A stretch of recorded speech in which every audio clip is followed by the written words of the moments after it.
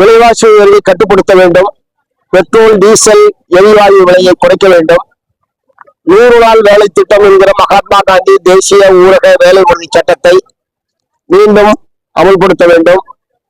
தொழிலாளர் உரிமைகளை பாதிக்கக்கூடிய ஒன்றிய பிஜேபி அரசாங்கத்தினுடைய 4 தொழிலாளர் தொகுப்பு சட்டங்களை ரத்து செய்ய வேண்டும் உள்ளிட்ட கோரிக்கைகளை வற்புறுத்தி இன்றைய தினம் தமிழ்நாடு முழுவதும் 300க்கும் மேற்பட்ட இடங்களில் மார்க்சிஸ்ட் கம்யூனிஸ்ட் கட்சியின் சார்பில் இத்தகைய கண்டன ஆர்ப்பாட்டங்கள் என்பது நடைபெற்றுக் கொண்டிருக்கிறது.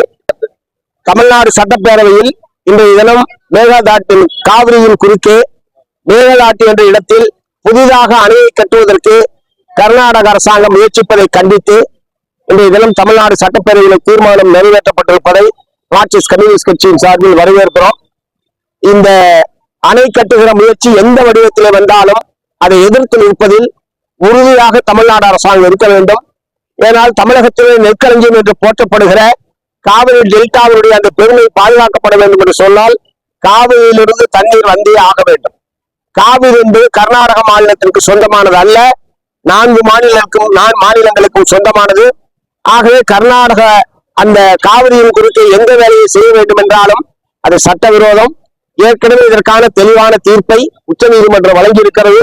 உச்சநீதிமன்ற தீர்ப்பை எல்லா மாநில அரசாங்கங்களும் மதித்து நடந்து கொள்ள வேண்டும். தமிழ்நாடு அரசாங்கம் மேகதாட்டு அணை கட்டுவதை தடுக்கிற அந்த முயற்சியில் தமிழ்நாட்டினுடைய ஒட்டுமொத்த மக்களும் அரசுக்கு ஆதரவாக இருப்பார்கள். மார்க்சிஸ்ட் கம்யூனிஸ்ட் கட்சியும் துணையாக இருக்கும் என்று தெரிவித்துள்ளது. கர்நாடகாவுடைய முதலமைச்சர் ஏற்கனவே துணை முதலமைச்சராக இருந்த காலத்திலிருந்து தொடர்ந்து அவர் அணை கட்டுவது என்பதை பற்றி பேசிக்கொண்டே இருக்கிறார். உச்ச நீதிமன்றம் கீழ்ப்பகுதி பாசனம் பெறக்கூடிய கீழ்ப்பகுதி மாநிலங்களுடைய ஒப்புதல் இல்லாமல் எந்த வேலையையும் செய்ய முடியாது என்று ஏற்கனவே தெளிவான தீர்ப்பு இருக்கிறது. அப்படி அவர்களுக்கு ஏதாவது தேவை என்றால் அவர்கள் நீதிமன்றத்தை நாட வேண்டுமே தவிர தமிழ்நாடு அரசாங்கத்தோடு பேசுவதற்கு எதுவுமே கிடையாது.